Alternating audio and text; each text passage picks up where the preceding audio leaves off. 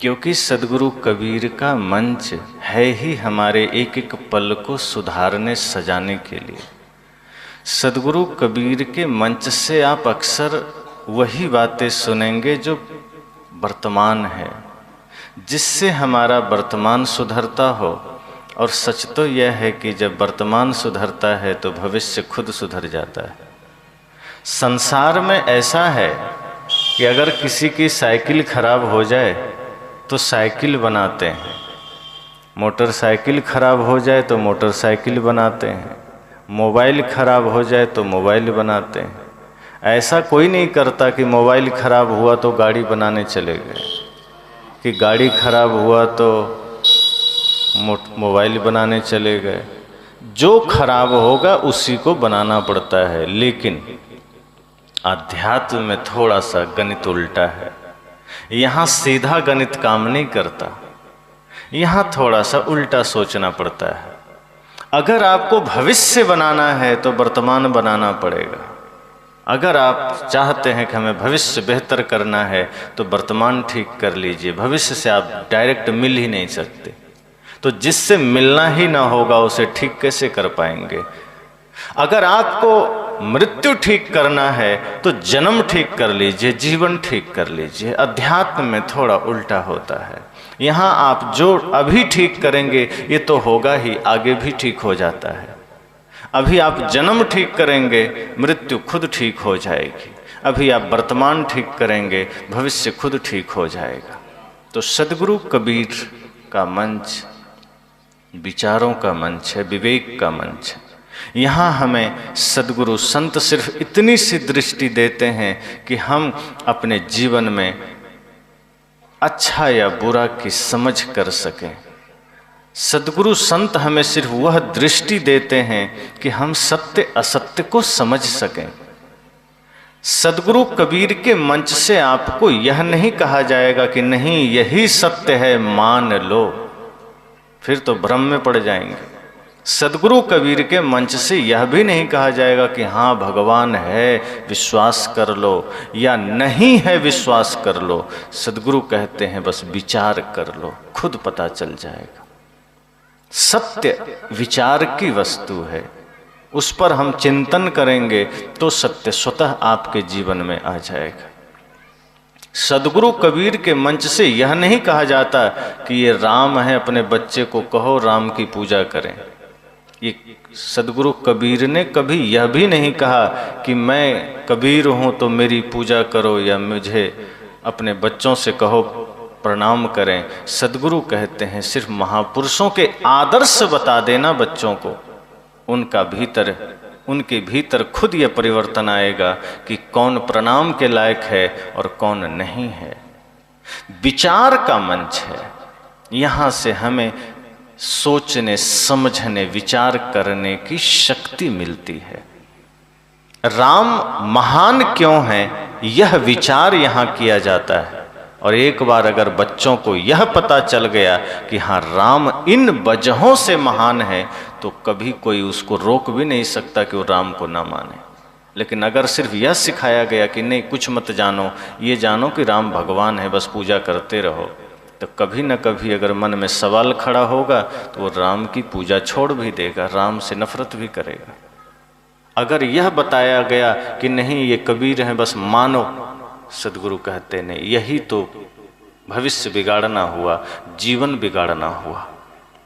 ये विचारों का मंच है, यहाँ विचार की बात है, यहाँ समझ की बात है। सद्गुरु कबीर क्यों महान है ये हमें समझना पड़ेगा, जानना पड़ेगा। पिताजी जानते हैं राम महान है, तो ये जानकारी उनके लिए है। पुत्र को अपनी जानकारी इकट्ठी करनी पड़ेगी। पिताजी का अनुभव बेटे का अनुभव नहीं बन सकता, बेटे को अपना अनुभव जागृत करना पड़ेगा। पिताजी ने अनुभव किया कि राम महान है, वे राम को वंदन करते हैं, पर अगर बेटे ने अनुभव नहीं किया राम महान है, तो हो सकता है किसी दिन बेटे ने सवाल भी कर दिया कि राम महान कैसे हो जाएंगे जो अपनी ही पत्नी की अग्नि परीक्षा करा ली, तब क्या जवाब देंगे। इसलिए संत कहते हैं कि कभी भी ये दृढ़ मत करा देना कि हाँ ये महान है, मैं मानता हूं, मेरा अनुभव है, तो तुम भी मानो। सदगुरु कहते हैं अनुभवों पर खुद का अधिकार होना चाहिए। अगर दादाजी का अनुभव है, पिताजी का अनुभव है, तो वो अनुभव बेटे को भी हासिल करने दीजिए, वो विचार उन्हें भी करने दीजिए। जिस दिन बेटे का अपना अनुभव हो जाएगा तो कोई दुनिया भी रोकेगी कि राम को मत मानो, कृष्ण को मत मानो, कबीर को मत मानो, वो रुकेगा नहीं, क्योंकि उसका अपना अनुभव होगा, उसकी अपनी खोज होगी। भगत सिंह को क्यों माने, यह बात अगर पिता जानते हैं तो वो जानकारी बेटे को भी होनी चाहिए। और बेटे के भीतर अगर ये जानकारी आ गई कि भगत सिंह कौन है, तो पूरी दुनिया एक तरफ हो जाए। भले ही लोग उन्हें आतंकवादी कहें, आज भी कुछ वर्ग हैं जो उन्हें आतंकवादी कहते हैं, लेकिन पूरा भारत उन्हें हृदय में धारण करता है। लेकिन जानने के बाद तो सदगुरु कबीर का यह मंच विचारों का मंच है। बात यही है कि यहाँ हमारे जीवन को जगाने के विचार हैं, हमारे जीवन को परिवर्तित करने वाले विचार हैं। अगर यहाँ हम उन विचारों को सुन सके तो हमारा बिखरा हुआ परिवार एकजुट हो सकता है। अगर हम यहाँ उन विचारों को ठीक से सुन सके तो बहुत घंटों बैठने की आवश्यकता नहीं है, एक शब्द से हमारा जीवन बदल सकता है। ये विचार, ये शब्द हमारे जीवन को बदलने के लिए हैं। ये सत्संग हमारे जीवन में परिवर्तन लाने के लिए है। सदगुरु कबीर का मंच विचार के लिए। तो जो कुछ भी हम यहाँ सुन रहे हैं, सुनेंगे, या आगे कहीं भी कबीर मंच होगा, सदगुरु कबीर की वाणियाँ सुनाई जाएगी, वहाँ से यह विचार ही जागृत किया जाता है। व्यक्ति के भीतर सिर्फ इतना किया जाता है कि जैसे आपके हाथ में एक जला हुआ दीपक है और किसी के पास एक बुझा हुआ दीपक है, और आप उसे कहें कि तुम जाओ कमरे से कोई सामान उठा लाओ, और आपने कहा कि जाओ कमरे में कमंडल रखा है उठा लाओ। अंधेरे में वो आपसे पूछेगा किधर है, कहाँ पर है, चौकी पर है, किधर है, कहीं टकरा ना जाऊं। लेकिन जो समझदार होते हैं वे बताने से अच्छा ये समझते हैं कि बस तुम्हारे हाथ में जो बुझा हुआ दिया है, बस मैं तुम्हें जला कर दे देता हूँ, कमरे में जाओ खुद देख लेना। सदगुरु कबीर यही दृष्टि लोगों को देते हैं कि इस संसार में किसी की बातों पर अंधा विश्वास करके चलने से अच्छा है मैं तुम्हें वो चक्षु दे रहा हूं, मैं तुम्हें वो दिव्य दृष्टि दे रहा हूं कि तुम संसार में खुद सही गलत देख सकोगे, कि तुम खुद अच्छा बुरा देख सकोगे। किसी की बातों पर अंध विश्वास करके चलने की आवश्यकता नहीं है। अनुभव करके चलना, खुद देखना कि सत्य क्या है, असत्य क्या है, खाद्य क्या है, अखाद्य क्या है। तो सदगुरु कबीर का यह विचार मंच है जहां हमें जीवन में जागने का अवसर मिलता है, खुद से संसार को भीतर से देखने का अवसर मिलता है। ये ऐसी दृष्टि है जो आपको समझना, महाभारत में संजय को मिली थी दिव्य दृष्टि। कहा जाता है कि वो कुरुक्षेत्र में युद्ध के मैदान में जो कुछ भी होता था वो अंधे को बताता था, धृतराष्ट्र को। सदगुरु कबीर वही दृष्टि हम सबको देते हैं। हम अपने जीवन के रण क्षेत्र में, ये हमारा परिवार संसार एक युद्ध का मैदान ही तो है। रोज न जाने कितने झगड़े हम लड़ते हैं, कितने झगड़ों का हिस्सा बनते हैं, कितने विवादों का हिस्सा बनते हैं। सदगुरु कबीर हमें भी एक दिव्य दृष्टि देते हैं, वो विचार का है, विवेक का है, कि इसे सदैव अपने साथ रखना तो हर एक चीजों में उसकी सत्यता देख पाओगे, हर एक चकाचौंध के पीछे का रहस्य जान पाओगे, हर एक झूठ को समझ पाओगे। तो इसलिए यह सदगुरु कबीर विचार मंच हम सबकी चेतना को जगाने का मंच है। यहाँ जितनी भी बातें होंगी, होती हैं, होती रहेंगी, वो सब जीवन को जगाने की बातें। तो कुछ विचार सदगुरु कबीर की ही वाणी पर जो अक्सर आज समाज में आवश्यक है। साहब कहते हैं, जाघर प्रेम न संचरे ता घर जान मसान। जैसे खाल लोहार का श्वास लेत बिनु प्राण। किसी ने कहा कि पास में मसान है, वहाँ मुर्दे सो रहे हैं, मुर्दों की संख्या काफ़ी है, और हम लोग तो गांव में रहते हैं, सभी जगे हुए लोग हैं। सदगुरु ने कहा कि नहीं नहीं, ये जो तुम गांव जिसे कह रहे हो, ये तुम जिस गांव में रहते हो वास्तव में वहीं मुर्दे लोग रहते हैं। और जहां तुम मुर्दा बता रहे हो वो तो मजबूरी है, वो तो मर ही गया, साधन नहीं है उसके पास।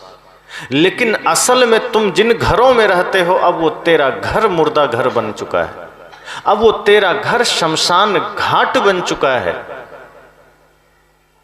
अब सिर्फ तुम श्वास ले रहे हो। ठीक वैसा ही जैसे लोहार के पास एक खाल पहले होता था, बड़ा सा बना होता था, उसको खींचता था तो उसमें सांस आती जाती थी और उसकी हवा से भट्ठी में आग प्रज्वलित होती थी और उससे जो धातु है लौह का धातु वो पिघलता था, गर्म होता था, नरम होता था। सद्गुरु कहते हैं जैसे खाल लोहार का है, खींचने से श्वास आती है जाती है, बस इतना ही तुम्हारे शरीर में हो रहा है। तुम मुर्दा से कम नहीं हो, श्वास आ रही है जा रही है, लेकिन जिंदा होने का कोई प्रमाण नहीं है, जिंदा होने का कोई सबूत नहीं है। लोगों ने कहा ये तो बड़ी गहरी चोट है, ये सब लोग मरे हुए हैं, क्या संसार में कोई जिंदा नहीं है? सद्गुरु कहते कोई जिंदा नहीं, बिरला कोई जिंदा होगा, नहीं तो सब मरा हुआ है। कहा कैसे? सद्गुरु कहते हैं जिस हृदय में प्रेम नहीं उसे मरा हुआ ही समझना। जहां प्रेम है वहीं जीवंतता है, वहीं जीवन है, और जहां प्रेम नहीं है वहां मुर्दापन है। वहां समझना कि आदमी घर में है फिर भी वो मरघट में है। और ऐसे भी देखा जाए तो हम सब का गांव, हम सब का घर असली मरघट है, क्योंकि यहाँ कोई स्थिर नहीं रहता। जो कोई भी जन्म लेता है यहाँ से मर करके मरघट चला जाता है। तो जिसे हम मरघट कहते हैं वास्तव में वो मरघट नहीं है, और जिसे हम बस्ती कहते हैं वास्तव में वो बस्ती नहीं है।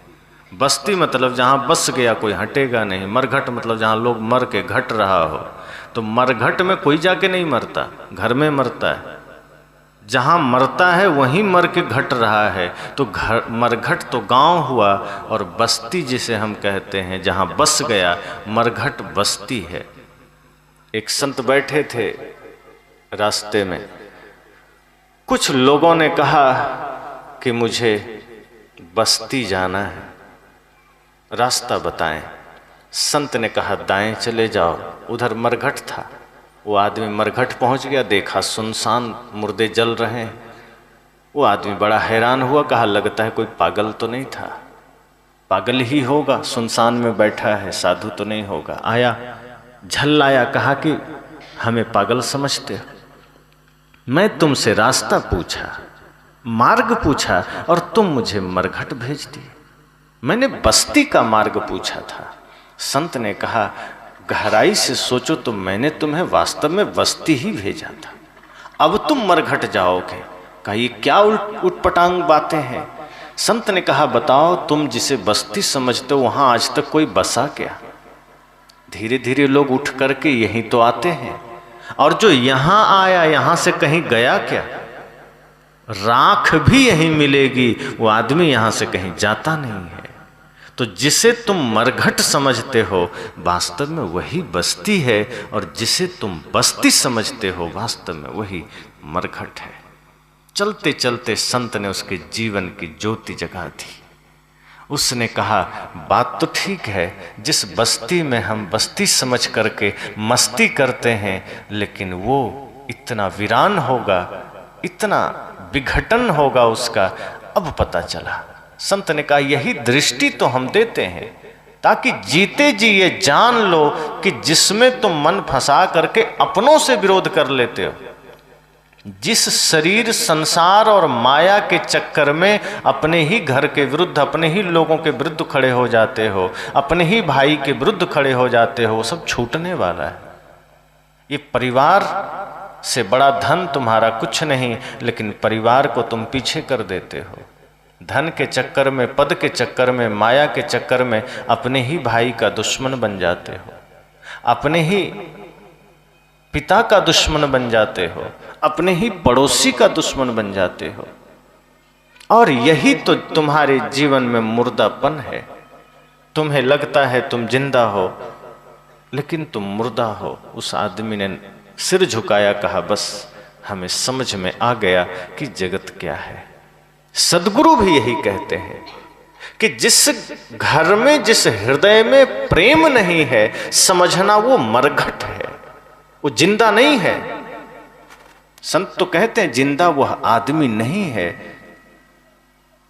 जो आदमी सिर्फ बोल रहा है, आंखें खोल रहा है, जो हाथ हिला रहा है, पैर से चल रहा है। सद्गुरु कहते हैं वो जिंदा नहीं है।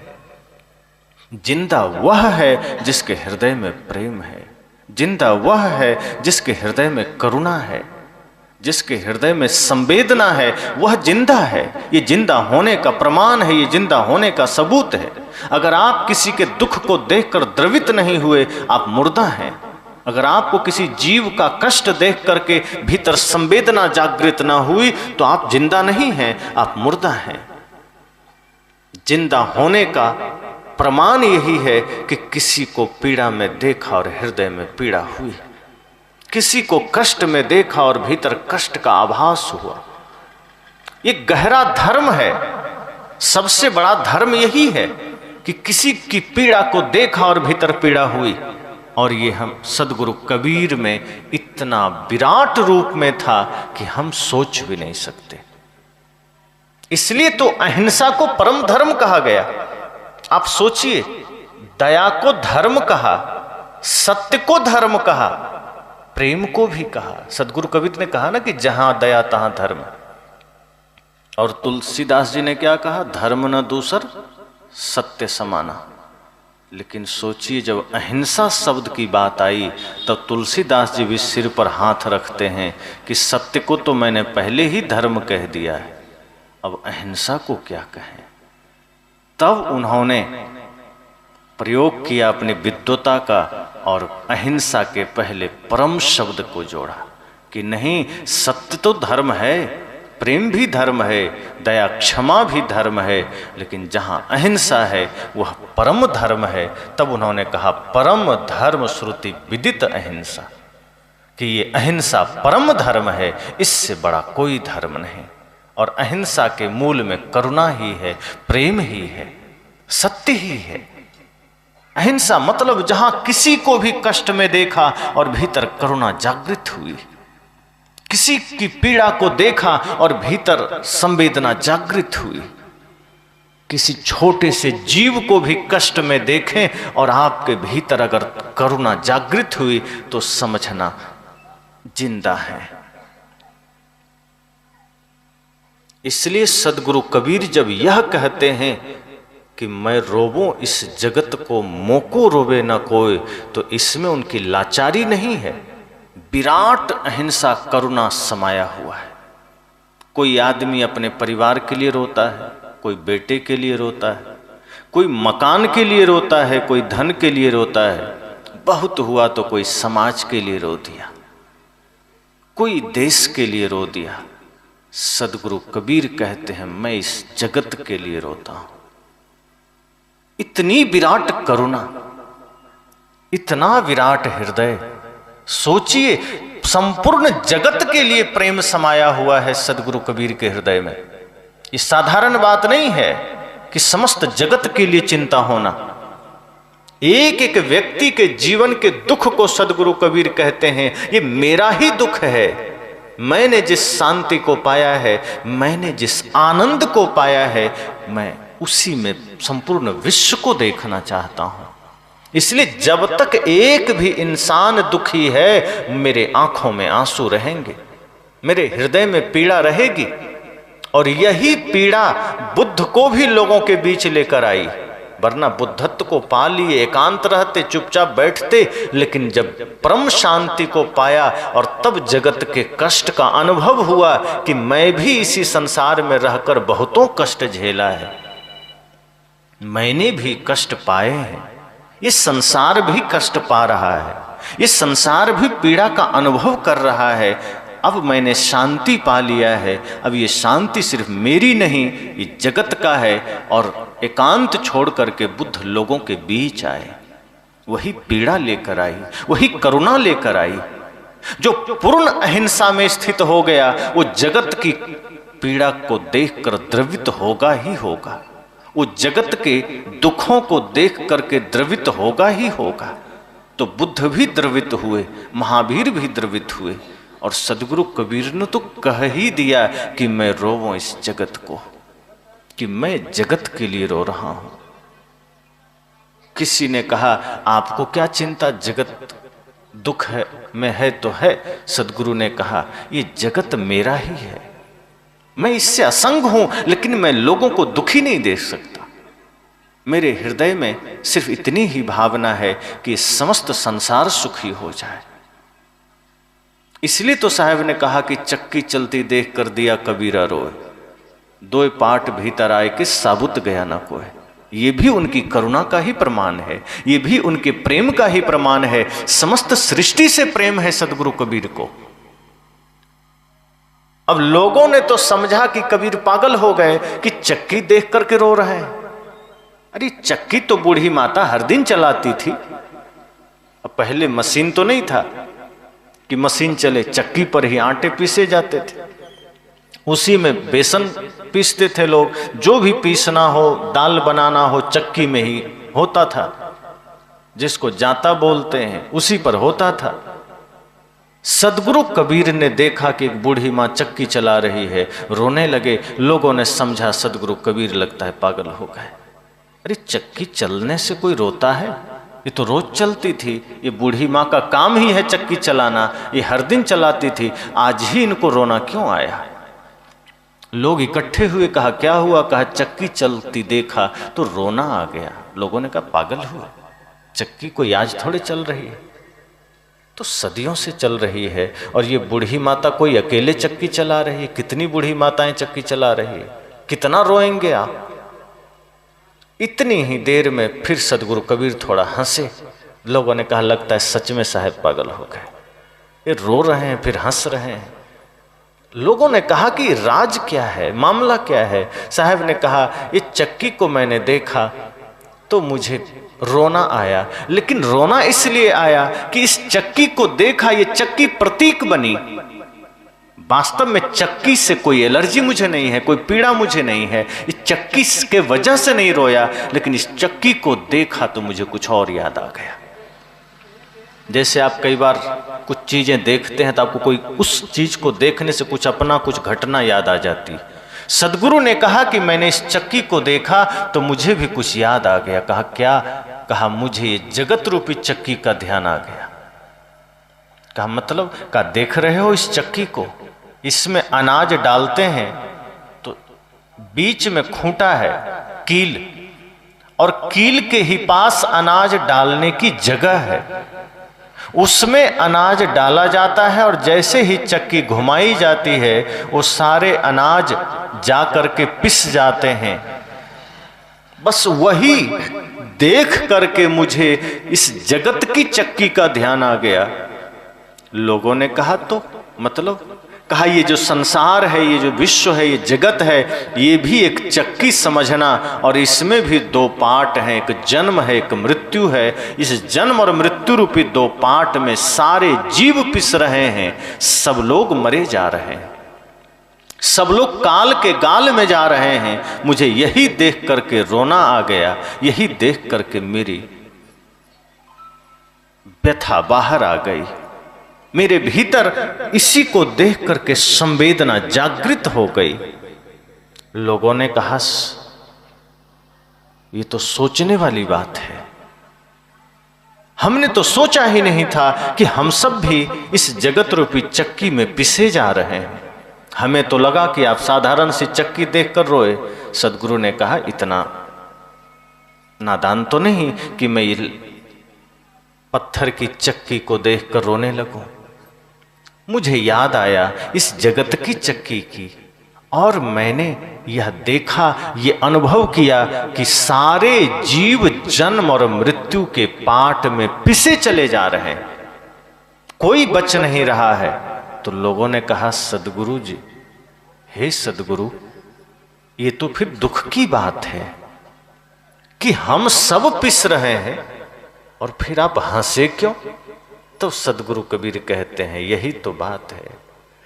वो जो बीच में कील होती है, जिसके चारों ओर चक्की घूमती है, कभी कभी ऐसा होता है कि उस कील के पास कुछ दाने बच जाते हैं, वो पिसते नहीं हैं।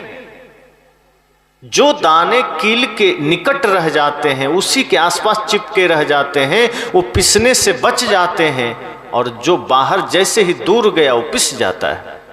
तो जो कील से चिपका रह गया वो नहीं पिसा, वो बच गया।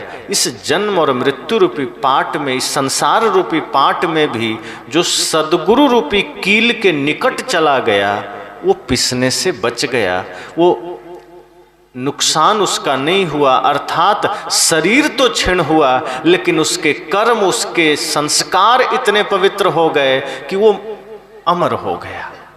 सदगुरु रूपी कील से जो चिपक गया, सदगुरु रूपी कील के पास जो आ गया, वो व्यक्ति अमर हो गया। यह ध्यान करके थोड़ी हंसी आई कि चलो इस संसार में एक आसरा तो है, एक सहारा तो है सदगुरु चरण का, कि जो सदगुरु संतों की चरण को गह लिया, पकड़ लिया, यमराज उसे नहीं छू सकता, मृत्यु उसे नहीं छू सकती। तो प्रेम जब हृदय में हो वो आदमी जिंदा है।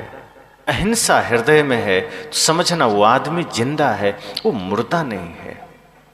लेकिन जिसके हृदय में प्रेम नहीं है, जिसके हृदय में करुणा नहीं है, जिसके हृदय में संवेदना नहीं है, वो समझना मुर्दा है।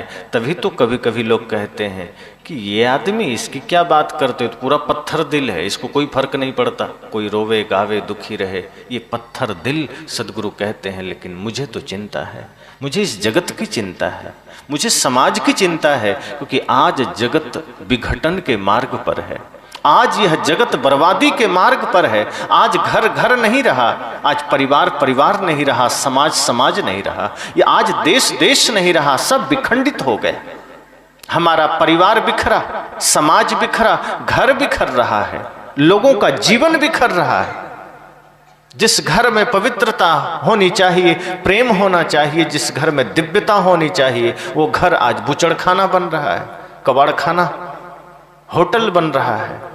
प्रेम नहीं, सामंजस्य नहीं, एक दूसरे में समर्पण नहीं। सदगुरु कहते हैं मैं इस जगत की इस पीड़ा को देखकर बड़ा व्यथित हूं, और मुझे लगता है सब लोग मुर्दा क्यों हो रहे हैं। सुनहरा जीवन मिला, बढ़िया मनुष्य शरीर मिला, प्रेम से जीते, सत्य के साथ जीते, अहिंसा के साथ जीते, बर्बाद किए जा रहे हैं। हम बर्बादी का कारण बनते जा रहे हैं, अपने जीवन को तो बिगाड़ते ही हैं। कितने लोगों के जीवन बिगाड़ देते हैं, कितने लोगों के साथ खिलवाड़ करे जाते हैं। अपने बच्चे को तो बिगाड़ते ही हैं, अन्य के लोगों के लिए भी हम बिगाड़ का कारण बन जाते हैं। सदगुरु कहते हैं मुझे इसलिए पीड़ा हो रही है कि मैं देख रहा हूं जगत को कि चारों ओर दुख है, चारों ओर संताप है, चारों ओर कष्ट है, लेकिन निवारण का उपाय तो है। दुख इस बात का है कि सभी लोग दुख में हैं, पीड़ा इस बात की है कि सभी लोग पीड़ित हैं, लेकिन थोड़ी सी खुशी इस बात की है कि निवारण का उपाय मौजूद है। मान लीजिए कोरोना आया, सब त्राहिमाम करने लगे, भागने लगे, क्या करें क्या करें, कोई रास्ता नहीं। लेकिन जैसे ही थोड़ा सा कुछ पता चला कि काढ़ा आदि के सेवन से बचा जा सकता है, इम्यूनिटी पावर बढ़ा लेने से बचा जा सकता है, थोड़ी सी राहत लोगों को मिली कि चलो अब गिलोय पीना शुरू करें। जो आदमी कभी गिलोय नहीं पीते थे वो भी खोज रहे हैं गिलोय कहाँ मिलेगा, कहाँ मिलेगा।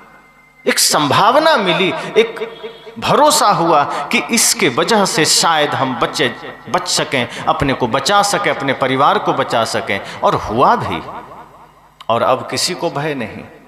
सदगुरु कहते हैं मैं भी संसार की पीड़ा को देखकर पीड़ित हुआ, मैं लोगों के दुख को देखकर दुखी हुआ, लेकिन जब मुझे लगा कि मार्ग है, उपाय है, इस पीड़ा से बचा जा सकता है, इस दुख से बचा जा सकता है, थोड़ा सुकून मिला। लेकिन जब मैं लोगों को देखता हूं कि उस उपाय को कोई करने को राजी नहीं,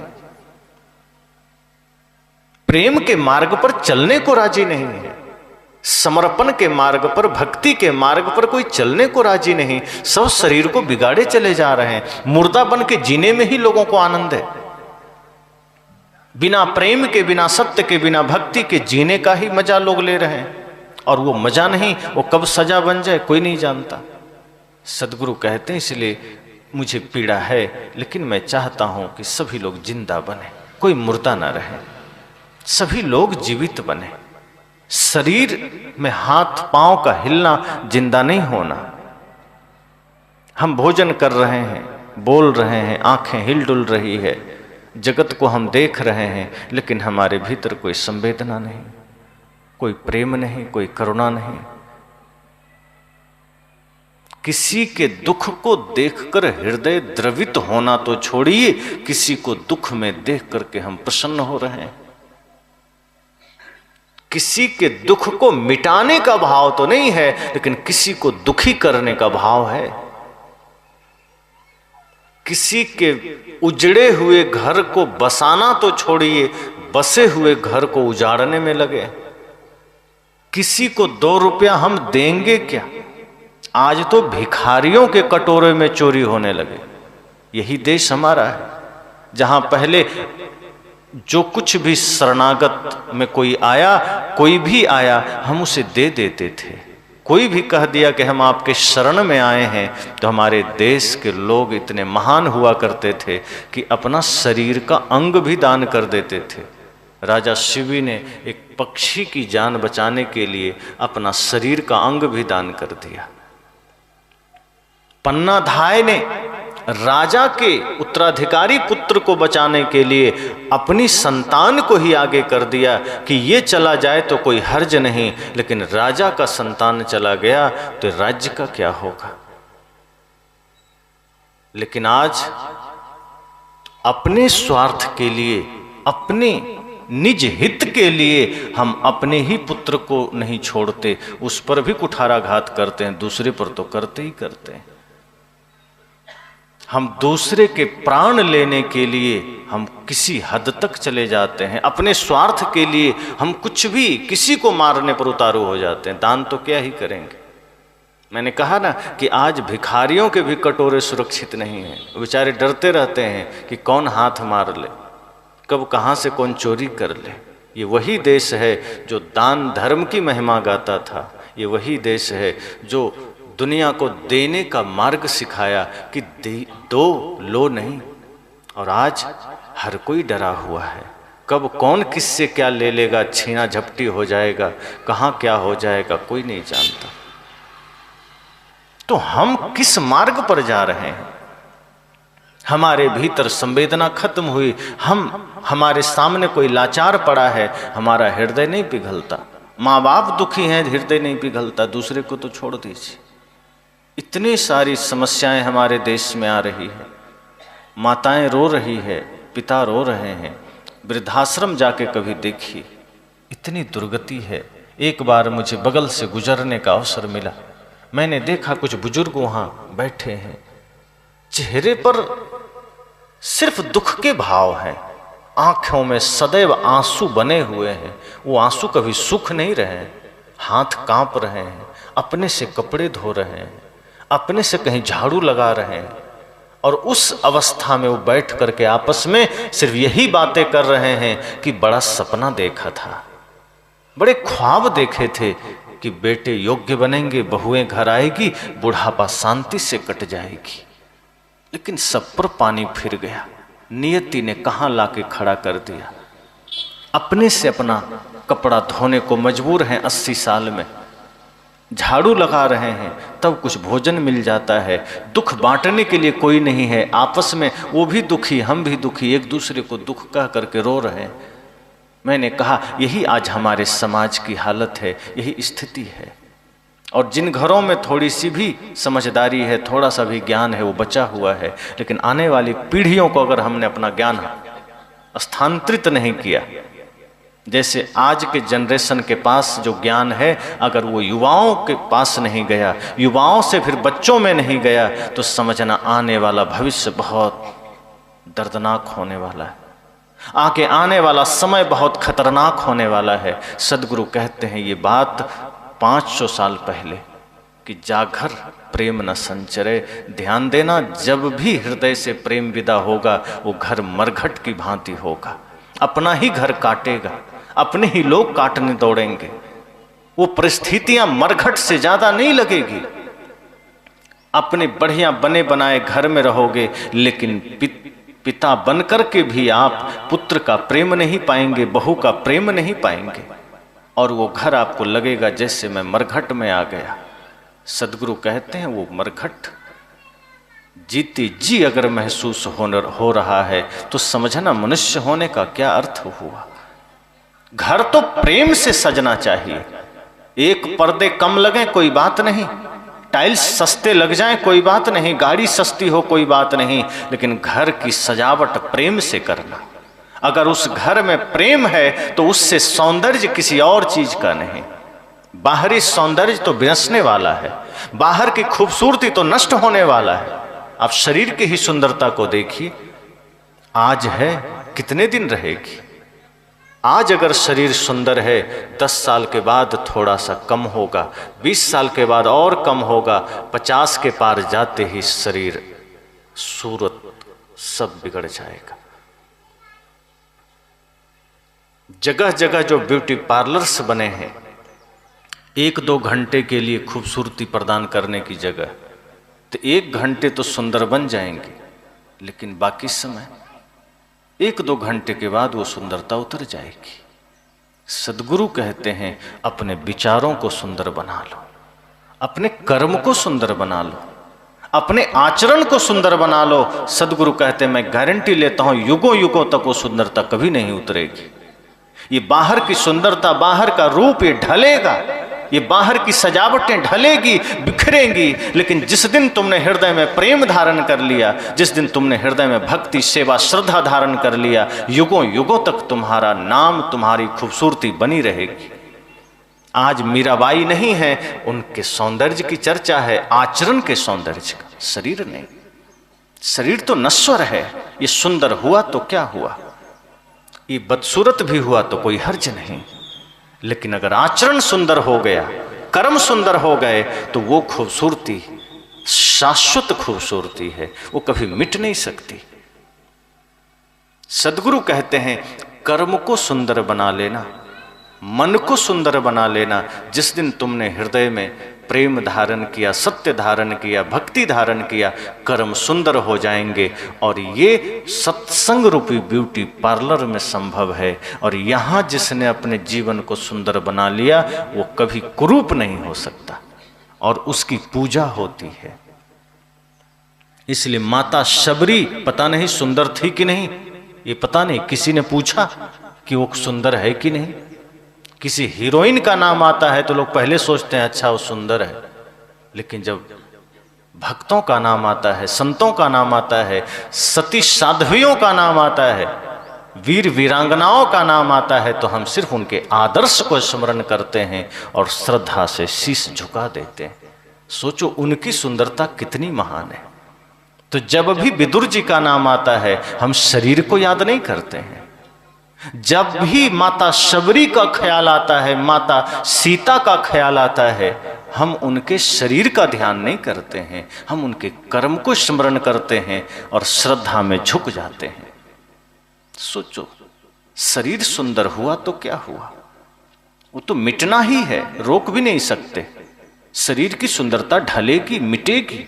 और वैसे भी विज्ञान कहता है 7 वर्ष में सबका शरीर बदल जाता है, सारे परमाणु बदल जाते हैं। 70 साल अगर आपकी आयु है, आप 7 बार बदल चुके, अब क्या करना। शरीर तो बदलेगा, वो तो परिवर्तित होगा, लेकिन जिस दिन कर्म सुंदर हो गया जीवन सदा शाश्वत हो जाएगा, अमर हो जाएगा। सदगुरु कहते हैं इसलिए जीवन में प्रेम धारण करना। अगर बाहर कुछ भी कमी रह जाए चिंता की बात नहीं, कपड़े साधारण हो चिंता की बात नहीं, लेकिन अगर आचरण साधारण रह गए तो समझना मनुष्य जन्म को कौड़ी के भाव बेच दिया। यह मनुष्य जीवन को सदगुरु ने हीरा से तुलना किया है कि भजन बिना नर बावरे तूने हीरा जन्म गमाया। ये जीवन तुम्हारा हीरा से कम नहीं, कीमती ही समझना, उससे भी कीमती। लेकिन अगर इस हृदय में प्रेम धारण न किया, इस हृदय में सत्य धारण न किया, इस हृदय में भक्ति धारण न किया, तो साहब कहते फिर मरघट समझना, फिर मुर्दा हो गया, घर मुर्दा हो गया, जीवन मुर्दा हो गया, फिर चलता फिरता शमशान घाट। अगर कोई आदमी क्रोध में जीता है, समझना वो चलता फिरता मरघट है, वो जिंदा नहीं है। सत्संग आपके जीवन में जीवंतता लाता है, जागृति लाता है, आपको शाश्वत बनाता है। इसलिए सदगुरु कबीर का यह मूल मंत्र याद करना। एक व्यक्ति ने कहा, सदगुरु कबीर का मूल ज्ञान क्या है और किस पंथ में मिलता है? कबीर पंथ में भी कई पंथ हैं। तो एक ने कहा कि कबीर साहब का मूल ज्ञान क्या है और किस पंथ में मिलता है। अब वो व्यक्ति पूछने आया था, लेकिन जिज्ञासा बस नहीं आया था, वो पहले से ही तय करके आया था कि कोई एक पंथ है जहां ये सच्चा ज्ञान मिलता है। दरअसल वो रामपाल का शिष्य था और उसके मन में ये पहले ही तय था कि रामपाल जी ही मूल ज्ञान देते हैं और उन्हीं को कबीर साहब ने मूल ज्ञान दिया है, और वो गुप्त है, वो कोई नहीं जानता। मैंने कहा कि आप ही बताएं। कहा, कबीर साहब का जो मूल ज्ञान है वो अभी गुप्त है, कोई नहीं जानता, ये बाकी जितने गुरु हैं सब भटका रहे हैं। तो मैंने कहा, कबीर साहब ने कोई गाली दी थी क्या जो अब तक गुप्त है, जो कोई नहीं जाना? भाई अच्छी बातें गुप्त क्यों है? और सदगुरु कबीर का कोई मूल ज्ञान पर्सनल रामपाल जी को दिए कबीर साहब। अच्छी चीजें तो लोग बांटना चाहता है, अच्छी चीजें तो जन जन में फैलाना चाहता है। आप कभी प्रार्थना करते हैं, आप इतना भाव से करते हैं कि कोई सुन ले तो कोई हर्ज नहीं, लेकिन अगर आप शांत अवस्था में हैं, सत्संग में हैं और आप चाहेंगे कि आप गाली जोर से दें, मन में आ भी रहा होगा दबा लेंगे, भले ही क्रोध की अवस्था में आप गाली जोर से दे देते हैं, लेकिन अभी सत्संग में बैठे हैं और गाली का मन करे तो कौन है जो खड़ा होकर गाली देना चाहे? वो जानेगा कि गलत चीज है, दबा के रखो, छिपा के रखो। मैंने कहा, सदगुरु कबीर का पहली बात तो याद रखना कि अलग से पर्सनल कोई मूल ज्ञान नहीं है। सदगुरु कबीर का एक एक वचन मूल ज्ञान है, एक एक शब्द मानवता को बदलने वाला है, एक एक ज्ञान इंसान में प्रेम भरने वाला है, एक एक ज्ञान संपूर्ण सृष्टि को एक सत्य अहिंसा प्रेम के मार्ग पर लाने वाला है। और जिनका ज्ञान एक एक शब्द सामर्थ्य रखता हो समस्त सृष्टि में दया क्षमाशील संतोष लाने का, अर्थात समस्त सद्गुणों को जागृत करने का, तो एक शब्द मूल ज्ञान हो गया। दूसरा क्या हो गया? ज्ञान में भी कोई थर्मामीटर लगाओगे कि सदगुरु कबीर का 4 दोहा मूल ज्ञान हुआ, 4 दोहा नहीं हुआ, तो क्या सदगुरु कबीर ने उटपटांग बातें भी लिख दी? मैंने कहा, सदगुरु कबीर का एक एक शब्द मूल ज्ञान है, और जब हम उनके एक भी शब्द को जीवन से जोड़ लेते हैं तो समझ जाना कि हमने उनके बताए हुए मार्ग से अपने जीवन को सजा लिया, उनके बताए हुए शब्द से हमने अपने कर्म को सजा लिया। चाहे वाणी की बात हो, चाहे कर्म की बात हो, चाहे इंद्रिय की बात हो, 3 साधन हमारे पास है, मन, वाणी और इंद्रियां। हम बोल करके किसी का दिल दुखाएं, बोल करके अपना मुख गंदा करें, चाहे इंद्रियों से गलत कर्म करें, चाहे मन से गलत चिंतन करें। सदगुरु कहते हैं इन 3 साधन को पवित्र कर लो। मन से सुंदर चिंतन करो, वाणी से पवित्र शब्द बोलो और इंद्रियों से पवित्र कर्म करो। और ध्यान रहे कि जैसे ही आप वाणी की शुद्धि करते हैं, आपके मुख से निकला हुआ हर शब्द प्रार्थना बन जाता है। फिर अलग से प्रार्थना करने की आवश्यकता नहीं रह जाती कि मंदिर जाकर के ओम नमः शिवाय करेंगे तो ही प्रार्थना होगी। तमेव माता च पिता तमेव बंधुश्च सखा। मंदिर में गए तो तमेव माता च पिता, और अपने माता पिता के सामने गाली गलौज। तो सदगुरु कहते हैं नहीं, मन निर्मल हुआ, मन पवित्र हुआ तो तुम्हारे मुख से निकला हुआ हर शब्द प्रार्थना है। इंद्रियां पवित्र हुई तो इंद्रियों से किया गया हर कर्म पूजा है। और मन पवित्र हुआ तो हर चिंतन ध्यान है, आत्मचिंतन है। इसलिए साहब ने कहा कि ध्यान रखना, यह जीवन बड़ा नश्वर है, इसे व्यर्थ ना गंवाना, प्रेम से जीना, आपस में प्रेम रखना। पता नहीं जिनसे बैर कर रहे हो कब बिछुड़ना हो जाए, और जब कोई बिछुड़ जाता है तो हम याद करते हैं बड़े अच्छे लोग थे, झूठ मूठ के झगड़ा ठाने रहे। इसलिए साहब कहते नहीं, ध्यान रखना, जब संत आपके द्वार आए, गुरु आपके द्वार आए, यही लक्ष्य लेकर आते हैं कि आपके बिखरे हुए जीवन को सूत्र में बांध सकें, एक घर को स्वर्ग बना सकें, आपका घर मंदिर बन सके, दो टूटे हुए दिल को एक कर सकें। अगर दो भाई के बीच कोई विवाद है, संत कोशिश करते हैं कि दोनों का विवाद सुलझ सके, दोनों एक सूत्र में बंध सकें। यही तो जीवन का मूल लक्ष्य है, यही तो जिंदा होने का सबूत है। हम जीते जी मर जाते हैं, अर्थात शरीर हिलडुल रहा है और हम मुर्दे के समान जी रहे हैं। जहां जीवन मुर्दे के समान बना, वहां हमारा घर, हमारा जीवन नरक बना। एक ने कहा कि मरने के बाद क्या होता है, संत ने कहा वो तो बाद की बात है, कोई गया नहीं और आया नहीं लौट के बताने की क्या होता है। तुम जिंदा हो, पहले ये सोचो कि जिंदा रहते हुए तुम जिंदा हो। मरने के बाद क्या होगा वो तो बाद की बात है। कोई मर के गया, वो रिटर्न आया नहीं बताने कि मैं क्या हुआ नहीं हुआ, अनुमान की बात है। पर तुम जिंदा होते हुए जिंदा हो के नहीं, ये सोचो। और तुम क्या कर रहे हो? अगर जिंदा हो ये तुम्हारे हाथ में है। अब यह सोचना कि वास्तव में जिंदा हो। किसी की पीड़ा देखी, तुम्हें पीड़ा हुई? किसी को दुख में देख करके तुम्हें दुख हुआ? तुमने अपने जीवन को पवित्र बनाया? अगर तुम्हारे ही जीवन में कचड़े भरे हैं और तुम सोच रहे हो मरने के बाद क्या होगा, अरे जीते जी तो ठीक कर लो। ये हाथ में है, जो मिला हुआ है इसमें तुम कचड़ा बो रहे हो, इसमें तुम गंदगी फैला रहे हो। चिंता मरने के बाद क्या होगा, मरने के बाद जो होगा देखा जाएगा। जीते जी जीवन मिला है, भाई से बैर है, हाथ जोड़कर क्षमा मांग लेना। पिता से कोई अनबन है, पिता से क्षमा मांग लेना। दो व्यक्ति जब झगड़ा करता है किसी वस्तु को लेकर, किसी बात को लेकर, उस बीच में इतनी सी बात होती है कि वो झगड़ा धन के लिए नहीं होता, वो झगड़ा होता ही प्रेम को नष्ट करने के लिए। मान लीजिए दो भाई में झगड़ा हुआ और वो एक भी अपशब्द कहीं से भी आएगा, वो एक एक अपशब्द उस प्रेम को खंडित करेगा और धीरे धीरे धीरे धीरे पूरा प्रेम जिस दिन खंडित हुआ, दोनों के बीच के संबंध खत्म हो जाएंगे।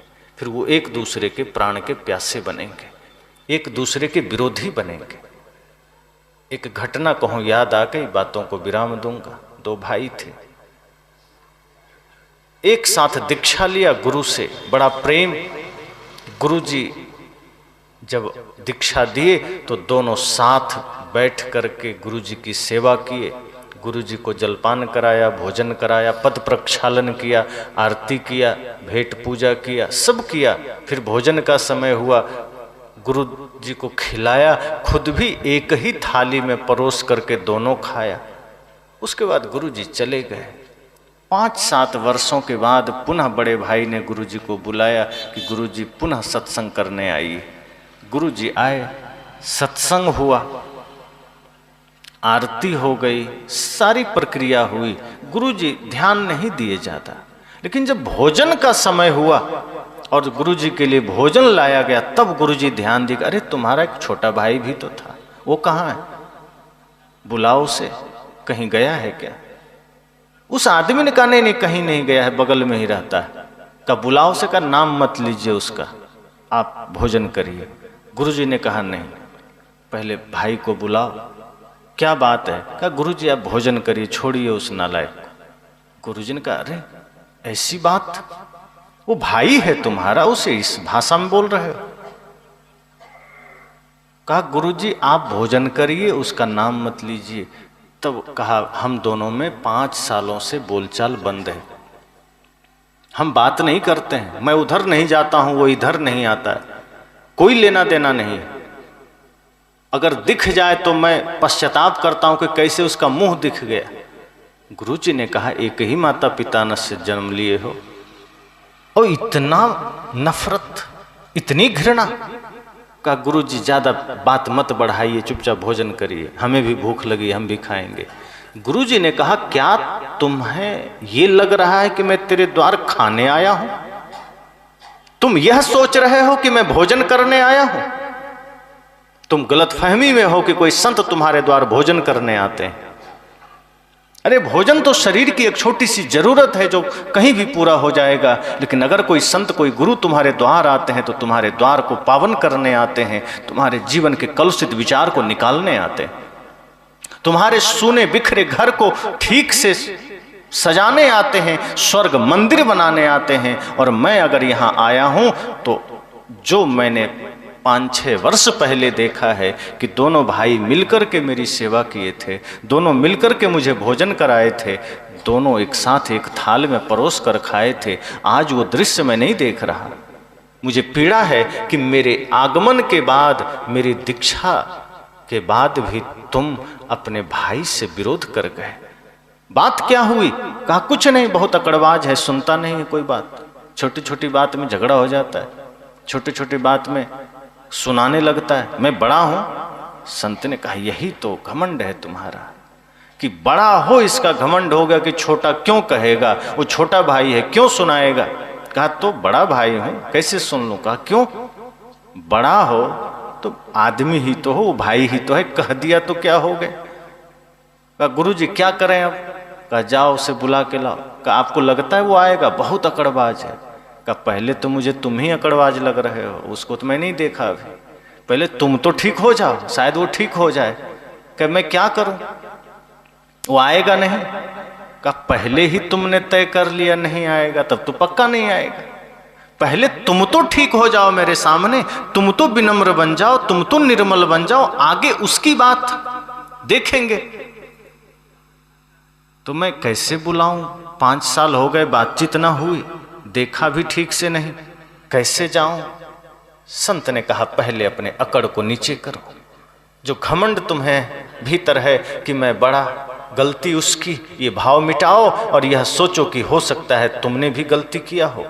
किसी भी विवाद में यह मत सोचिए कि इस विवाद का वजह सामने वाला है। अगर शांति चाहते हैं, एक सूत्र याद रखना कि अगर घर में कोई झगड़ा हो जाए, कोई विवाद हो जाए, जीवन में कोई समस्या आ जाए, ये समझना कि हो सकता है इस झगड़े का वजह मैं भी हूं, हो सकता है इस समस्या का कारण मैं भी हूं, समाधान हो जाएगा। लेकिन जैसे ही आपने सारे दोष सामने वाले पर टाल दिया, आप कभी बदल नहीं सकते और सामने वाला कभी झुकेगा नहीं। तो संत ने कहा कि ये समस्या का समाधान तो हो सकता है, पहले तुम खुद को ठीक कर लो। कहा तो बताइए रास्ता क्या है? वो आएगा नहीं। कहा फिर तुम जिद धर लिया, आएगा नहीं। तुम ऐसा करो, जाओ और छोटे भाई का चरण पकड़ लेना। ये तो अहंकार सामने आ गया। कहा अब तो और उल्टी बात आप कर रहे हैं, ये कोई संभव है? हम बात ही नहीं करना चाहते, आप चरण छूने की बात कर रहे हैं। वो तो आप आ गए हैं, वरना जरूरत पड़ता पैर पकड़ के फेंक देते। गुरु जी ने कहा मूर्ख, यही सीखा तुमने? तुम पूजा करते हो राम की, पूजा करते हो कृष्ण की, और अब तक मन में इतनी घृणा, इतनी नफरत। गुरु जी ने डांटा, समझाया, समझा। उसने कहा अपने अहंकार को नीचे धरो और जाओ, एक बार पैर छू लेना। कहा कि ये तो बहुत अजीब लग रहा है, छोटे भाई का पैर कैसे छूऊंगा, वो भी इतने दिनों से बात नहीं हुई, थोड़ा झगड़ा हो गया। गुरु जी ने कहा ये बताओ, जब वो छोटा था, तुमसे बचपन की बात याद करो, तब तुमने कभी उसका पैर छुआ था? तब तो हजारों बार छुआ था। कहा कैसे?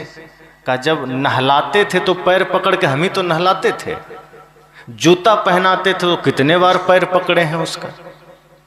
पैर में तेल लगाते थे तो भी पैर पकड़े हैं। गोद में लेते थे तो पैर तो हमारा हृदय पर रहता था, हम कितने बार गोद लिए हैं। गुरु जी ने कहा सोचो, वो तुम्हारा छोटा भाई है, तब तुमने कितने बार पैर पकड़े, तब अहंकार सामने नहीं आया, तब तुम में उसमें प्रेम देखता था कि छोटा भाई है, पैर पकड़ो, हाथ पकड़ो, कोई हर्ज नहीं, खुशी से पकड़ा। यही सोचकर अभी पकड़ लेना। इतना समझाने के बाद वो आदमी चला, लेकिन अहंकार फिर भी सामने आ जा रहा था। फिर भी किसी तरह मन को समझाते हुए निकला। छोटा भाई आंगन में ही बैठा अखबार पढ़ रहा था। ये निकट जैसे ही उधर गया, छोटे भाई की नजर पड़ी। वो देखता है बड़ा भाई चला आ रहा है, पहली बार 5 साल के बाद। उसके भीतर भी कुछ संवेदना जगी। वो भी जो अब तक मौन था, चुप था, लगा कि बड़े भैया का चरण मेरे द्वार के तरफ। खुद को धीरे धीरे रोक न पाया। चला था, अभी दूर ही था, लेकिन उसके चलने का भाव की तरंग पहले पहुंच गई हृदय में। आप जिस भाव से चलते हैं उस भाव की तरंग दूसरे के हृदय में पहले पहुंच जाती है। ये चीजें वैज्ञानिक है। आप जो सोचते हैं, जो करते हैं, जो बोलते हैं, उसकी तरंग पहले दूसरे को तरंगित कर देती। छोटे भाई के हृदय में भी बड़े भाई के आने की तरंग हृदय तक पहुंच गई। आंखों ने देखा बड़े भाई चले आ रहे हैं। धीरे धीरे हड़बड़ाने लगा कि अब क्या करें। अखबार रखा, तब तक भाई निकट आ चले थे। ये खड़ा हो गया, बड़े भाई और पास आ गए। अब आ करके बिल्कुल वो पैरों में झुकने ही वाले थे कि उनसे पहले छोटा भाई पैरों में गिर पड़ा। रोक नहीं पाया। 5 साल के बाद ये दृश्य पैदा हुआ। ये झुका, बड़े भाई ने दोनों बाहें पकड़ के उठाया, गले से लगाया। 5 साल से जमा हुआ कचरा आंसू के साथ बह गया। जो भी शिकवा शिकायत थी, जो भी हर्ष शोक था, जो भी अवसाद थे, जो भी नफरत घृणा थी, आंसू बहे, निकल गए। हृदय से हृदय मिला। बड़े भाई ने कहा, छोटे भाई माफ कर दो। छोटे ने कहा, भैया ये क्या कह रहे हैं? हम तो कब से प्रतीक्षा में थे कि आपका एक आदेश हो और मैं दौड़ा हुआ चला आऊं। आप ही ने तो घर से निकाल दिया था, आप ही ने बाहर कर दिए थे, तो हम प्रतीक्षा में थे। हम तो कब सोचते थे कि भैया कब एक बार नजर इधर करेंगे और मैं उनके चरणों में चला जाऊंगा। मेरा क्या दोष? लेकिन मैं मानता हूं कि मैं भी दोषी हूं। दोनों ने अपनी अपनी गलतियां स्वीकारी। जब प्रेम जगता है तो अपनी गलतियां स्वीकारी जाती है, और जब नफरत रहता है तो दूसरे की गलतियां बताई जाती है। लेकिन अब तक एक दूसरे की गलती बता रहे थे। जैसे ही सदगुरु संत की कृपा से हृदय में थोड़ा सा प्रेम जगा, दोनों कह रहे हैं, नहीं मुझसे गलती हुई, मुझसे गलती हुई, मुझे आ जाना चाहिए। आपने मना किया फिर भी मैं आ जाता। बड़े भाई ने कहा, नहीं छोटे, तुम तो ठीक हो, तुम्हारा कोई दोष नहीं, मैं ही अहंकार में तुम्हें नकार दिया। और दोनों रो करके फिर एक दूसरे को बाहों में बाहें डाल करके प्यार से गुरुजी के पास गए। चरणों में एक साथ शीश झुकाए। गुरुजी ने देखा, प्रसन्नता हुई। गुरुजी ने कहा, मैं इसलिए ही आता हूँ, तुम दोनों को एक साथ देख करके, तुम दोनों को प्रेम में देख करके, एक दूसरे के प्रति समर्पण देख करके मेरा आना सफल हो गया, मेरा यहाँ खड़ा होना सफल हो गया। अगर मैं यूं ही चला जाता तो मेरा आगमन व्यर्थ होता। बड़े भाई ने कहा, गुरुजी आप सच में भगवान हैं। आपके ज्ञान के और प्रेम के चोट ने मेरे भीतर के सारे कलुषित विचार मिटा दिए। मैं अकड़ में विकारों के अधीन होकर के, अहंकार के अधीन होकर के अपने प्यारे छोटे भाई को ही नकार दिया था। उसी से मैंने विद्रोह कर लिया था। मैं राम की पूजा करता हूँ, मैं राम की उपासना करता हूँ, लेकिन अपने ही भाई में मैं भरत का दर्शन न कर सका।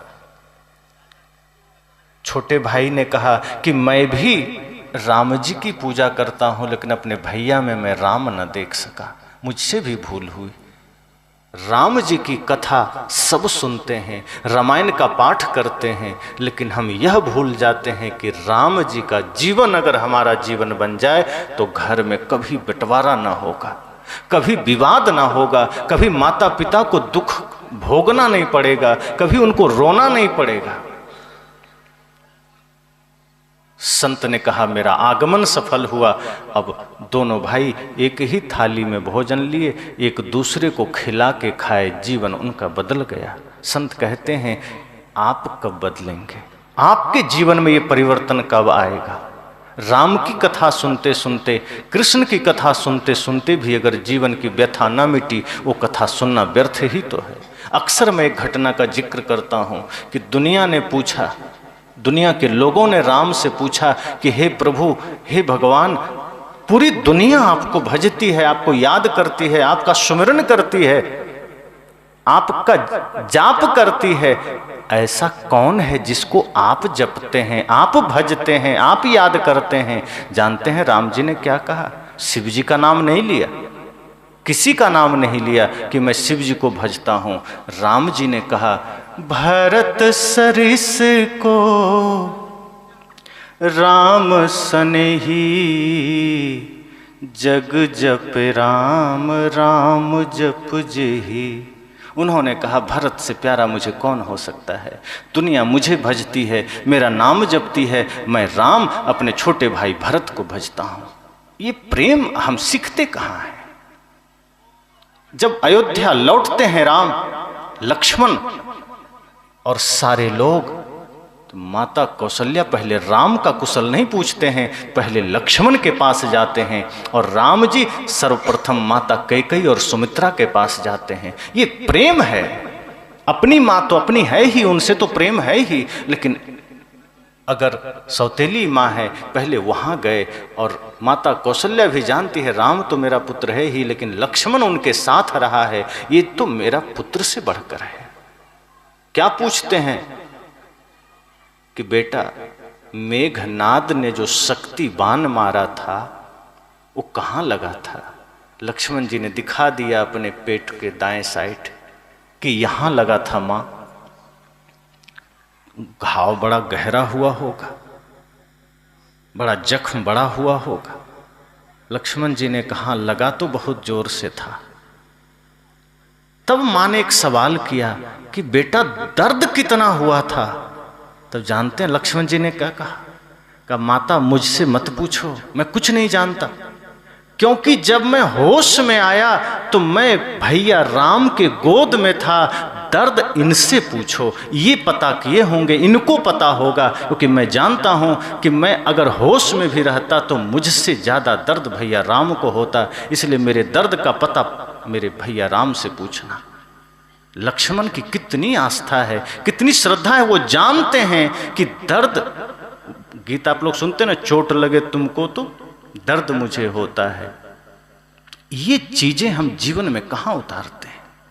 सदगुरु कहते हैं, जिस दिन प्रेम हृदय में जगा, समझना घर जिंदा हुआ, घर मंदिर बना, स्वर्ग बना। अभी तो हम घर को मरघट बनाकर रखते हैं। जिधर निकलो उधर ही ईर्ष्या, उधर ही द्वेष, उधर ही नफरत, उधर ही अपशब्द, उधर ही कटु शब्द, उधर ही गाली, उधर ही कुचिंतन। हमने मंदिर कहाँ बनाया घर? सदगुरु कहते हैं घर को मंदिर बनाओ, और ये प्रेम से होगा, ये सत्य से होगा, ये भक्ति से होगा। तो जब जीवन में हम भक्ति, प्रेम, सत्य, अहिंसा धारण करेंगे, हम सब का जीवन मंदिर बनेगा, घर मंदिर बनेगा, और वही स्वर्ग है। वरना हम तो मरघट बन के जीते रहेंगे, हम तो श्मशान घाट बन के जीते रहेंगे। सदगुरु कहते हैं अपने घर को जिंदा करना, अपने आप को जिंदा बना के जीना। मरना तो एक दिन है ही, उससे पहले मुर्दा बन के मत जीना। और जिसके जीवन में प्रेम नहीं, सदगुरु कबीर का ये बात याद रखना कि जिसके हृदय में प्रेम नहीं वो मुर्दा है। अभी इतना ही कहकर वाणी को विराम।